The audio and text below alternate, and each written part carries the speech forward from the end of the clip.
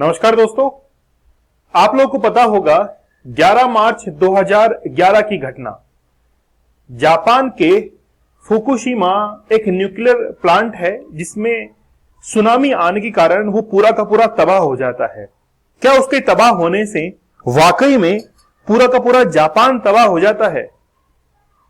सोचकर देखिए, उस पावर प्लांट जो है उसके अंदर उस समय 2011 के अंदर न्यूक्लियर पावर प्लांट को ठंडा करने के लिए 133 करोड़ लीटर जो पानी है उसको इकट्ठा किया गया था।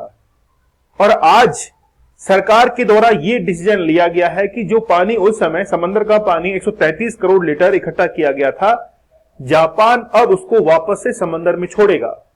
परेशानी किसको हो सकती है? चाइना और कोरिया को।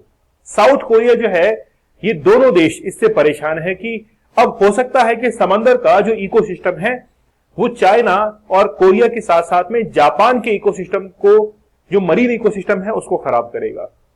तो जानेंगे हम लोग कि आखिरकार ये घटनाक्रम क्या है। एक व्यक्ति की कहानी मैं आप लोग को सुनाऊंगा जो कि जापान का ही 35 वर्षीय युवक था, जो कि अपने काम के दौरान न्यूक्लियर रेडिएशन की चपेट में आता है और उसकी आंखों से खून निकलने लगता है, उसकी मौत हो जाती है। उस कहानी को भी मैं आप लोगों के सामने जिक्र करूंगा। तो चलिए शुरुआत करते हैं हम लोग आज के इस कंटेंट को।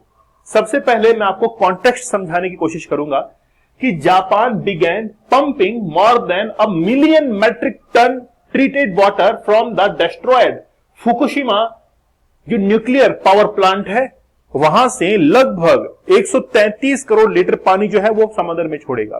पूरी घटनाक्रम सुनिए, क्या हुआ था। 11 मार्च 2011 को जो नॉर्थ पैसिफिक ओशन है उसमें सुनामी आई थी और सुनामी के कारण अर्थक्वेक आना शुरू हुए।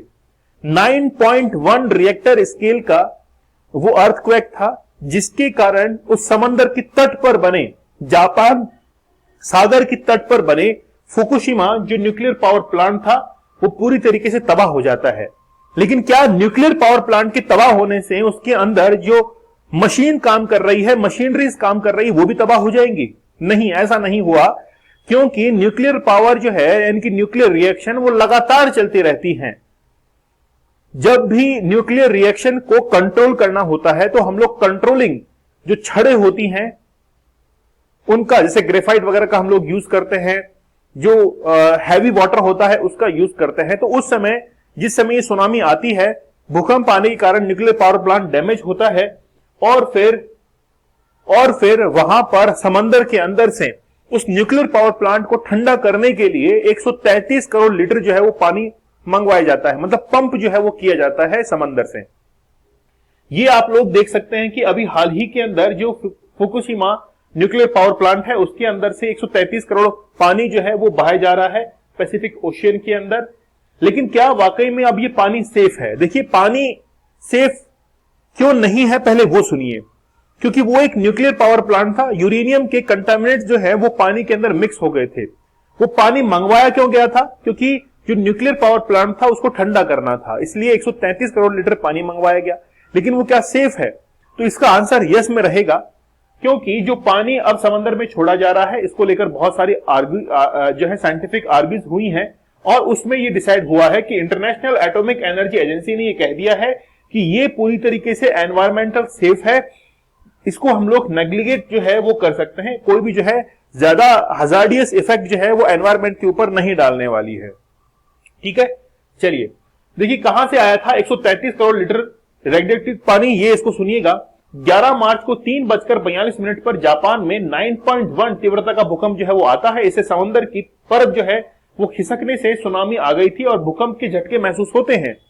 फुकुशिमा में समुद्र किनारे बने न्यूक्लियर प्लांट के रिएक्टर जो है वो बंद कर दिए जाते हैं। रिएक्टर की कूलिंग के लिए जनरेटर स्टार्ट कर दिए गए थे।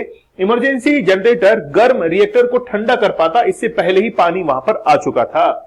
इसके बाद इमरजेंसी जनरेटर बंद हो गए, जिससे गर्म रिएक्टर पिघलने लग गया था। अब गर्म था रिएक्टर, वो पिघलने की पोजीशन में आ चुका था। अब उसको ठंडा करना और बहुत जल्द ठंडा करना जरूरी था। कुछ देर बाद न्यूक्लियर पावर प्लांट में भयानक विस्फोट होने लगे।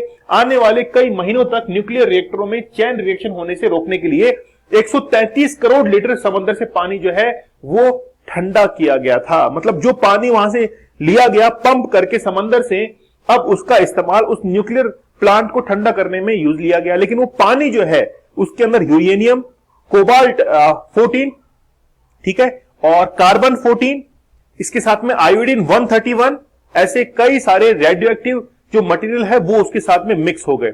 अब वो पानी जो है वो पूरा कंटामिनेट हो गया। अब उसको समुद्र में कैसे छोड़ा जाए, क्योंकि उससे मरीन जो इकोसिस्टम है वो पूरा डैमेज हो सकता है।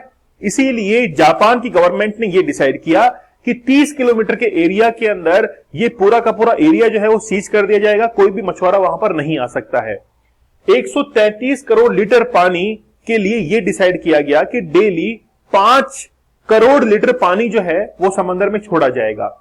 डेली अगर 5 लाख लीटर डेली जो है वो पानी अगर समंदर में छोड़ेंगे तो ऐसा करते हुए हमको लगभग 30 साल लग जाएंगे, और अगले 30 सालों तक डेली पंप के द्वारा उस पानी को जो है वो छोड़ा जाएगा। कहां पर? समंदर के अंदर। सोच सकते हैं इतने लंबे टाइम पीरियड तक डेली 5 लाख लीटर।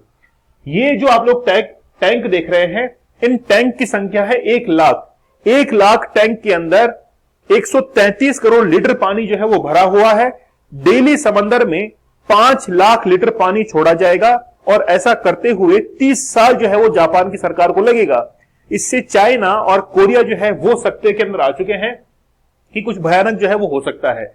देखिए, जब भी न्यूक्लियर रिएक्शन होती है तो उसके अंदर बहुत सारे रेडिएशन रिलीज होते हैं। अगर उनकी क्वांटिटी 1000 से 5000 है तो वो बेसिकली क्या करती है, ब्लड सेल्स को बर्न कर देती है, जिससे इंसान की मौत हो जाती है। अगर उनका लेवल 400 से 1000 तक है तो हार्ट फेलियर की घटनाएं जो है वो देखने को मिलती है। बोन मैरो जो है वो हमारा जो है बिल्कुल डिसमैनेज हो जाता है। रेडिएशन लेवल अगर 300 से 400 रहती है तो गंभीर बीमारियां हो सकती हैं। जो आपके इंटेस्टाइन है, स्मॉल इंटेस्टाइन, उसको नुकसान पहुंच सकता है। अगर मान लीजिए 200 से 300 के बीच में है तो रेडिएशन लेवल, तो शरीर में कोशिकाएं टूटती हैं, जो ब्लड सेल्स हैं वो टूटना शुरू हो जाती हैं। ओके, रेडिएशन लेवल अगर 1000 से 2000 है तो उल्टी, थकान, डायरिया, बालों का झड़ना, ये तमाम हो जाता है। रेडिएशन लेवल 20 से 100 है तो फिर हल्की मचलाहट, उल्टी, भूख न लगना, थकान, लंबे समय से ब्लड कैंसर का खतरा जो है वो रहता है। अगर ये बहुत लंबे समय तक चलता है तो ब्लड कैंसर हो सकता है। ये जो आप लोग रेडियो एक्टिव जितने भी किरणें देखते हैं ये सूरज की किरणों में होती है, क्योंकि वहां पर न्यूक्लियर फ्यूजन एक पूरी की पूरी प्रक्रिया चलती है। बर्नर, जो गैस का बर्नर है वो हाई फ्लेम पर आप जलाएंगे तो उससे भी हीट निकलती है। इलेक्ट्रॉनिक जो गैजेट्स होते हैं, एक्सरे मशीन होती है, माइक्रोवेव्स होती हैं। जब भी कोई महिला जो प्रेग्नेंट है उनको एक्सरे मशीन से दूर रखा जाता है। ठीक है, चलिए, ये एक व्यक्ति है जिनका नाम है हाशी ओगची, है ना, नाम थोड़ा अटपटा है। 35 साल के ये व्यक्ति थे, जापान के एक न्यूक्लियर पावर प्लांट में काम करते थे। आज से 20 साल पहले की घटना है कि जो न्यूक्लियर मटेरियल है उसको इंजेक्ट करने के लिए पंप को यूज लेना मना किया गया था। जो कंपनी के ऑनर थे उन्होंने कहा था कि जो भी न्यूक्लियर मटेरियल है उसको हाथ से उस प्लांट के अंदर डालना है। तो 2 लोग थे, जब इनकी बारी आती है उस प्लांट के अंदर यूरेनियम को डालने की, तो वहां से रेडिएशन जो है, यानी कि बाय मिस्टेक रेडिएशन निकलना शुरू हो जाते हैं, और इनकी जो बॉडी है उसके अंदर रेडिएशन जो है वो इंसर्ट कर जाते हैं। हॉस्पिटल के अंदर ले जाया जाता है, जहां से इनकी आंखों में से खून आना जो है वो शुरू हो जाता है। पूरी की पूरी चमड़ी जो है वो गलना शुरू हो जाती है। आप लोग यहां पर देख सकते हैं, बहुत भयानक पिक्चर है, लेकिन इनकी मौत जो है वो हो जाती है। अगर मान लीजिए कि रेडिएशन ज्यादा फैलते हैं तो ऐसे बहुत सारे लोग जो है वो इसकी चपेट में आ सकते हैं। अमेरिका ने 1946 से 1958 तक प्रशांत महासागर के मार्शल आइलैंड में 67 न्यूक्लियर टेस्ट किए थे। न्यूक्लियर टेस्ट के कारण 31 लाख क्यूबिक फीट रेडियोएक्टिव मिट्टी और मलबा जो है वो तैयार हुआ था, जिसे रूटीन आइलैंड में एक डॉम में भरा गया है। न्यूक्लियर टेस्ट के कारण द्वीपों में बड़े बड़े गड्ढे जो है वो बन गए हैं। 2012 में आई यूएन की एक रिपोर्ट के मुताबिक टेस्टिंग का असर अब भी बाकी है। मार्शल आइलैंड के लोगों में रेडिएशन के कारण कैंसर और जन्मजात बीमारियां जो है वो भी हो रही हैं। तो जब भी न्यूक्लियर रेडिएशन फैलती हैं, यूरेनियम की रेडिएशन फैलती हैं, तो बहुत सारी घटनाएं जो हैं वो देखने को मिलती है। कई बार आप लोगों ने न्यूज़पेपर में पढ़ा होगा कि जेनेटिक सीक्वेंस जो है वो भी बदल जाता है। तो ऐसी बहुत सारी घटनाएं जो हैं वो होती है। तो जापान ने ये डिसाइड किया है कि वो रोजाना 5 लाख लीटर जो है पानी जो कि कंटामिनेट है उसको समंदर में छोड़ेंगे, और अगले 30 साल के अंदर वो 1 लाख टैंक जो कि पूरे भरे हुए हैं वो धीरे धीरे खाली हो जाएंगे। जापान के अंदर जो है वो बहुत सारी घटनाएं ऐसी घटती रहती है, क्योंककि आए दिन जो है वहां पर भूकंप आते हैं। इसका रीजन है कि वहां पर जो कॉन्टिनेंटल प्लेट है, ओशियनिक प्लेट है, उन दोनों में आपस में टक्कर होती है, वहां से डिस्प्लेसमेंट होता है, ठीक है, और इसके कारण भूकंप जो है, सुनामी वगैरह वो आना एक जो है जायज बात है। चलिए, आप लोग डॉक्टर मयूरका दास के द्वारा डिजाइन किया गया माइंड मैनिपुलेशन डार्क साइकोलॉजी का कोर्स जो है उसको परचेज कर सकते हैं, बहुत आपको हेल्प मिलेगी। इसके साथ में ही आप लोग प्रहार बैच को ज्वाइन कर सकते हैं। यूपीएससी के स्टूडेंट डिस्काउंटेड प्राइस में इसके साथ में जुड़ सकते हैं। आप लोगों को कोड यूज करना है प्रहार, जिससे आप लोगों को पूरा का पूरा ये कोर्स जो है वो अवेलेबल हो जाएगा डिस्काउंटेड प्राइस में। चलिए मिलते हैं आप लोगों से नेक्स्ट लेक्चर में, तब तक के लिए धन्यवाद, थैंक यू, जय हिंद।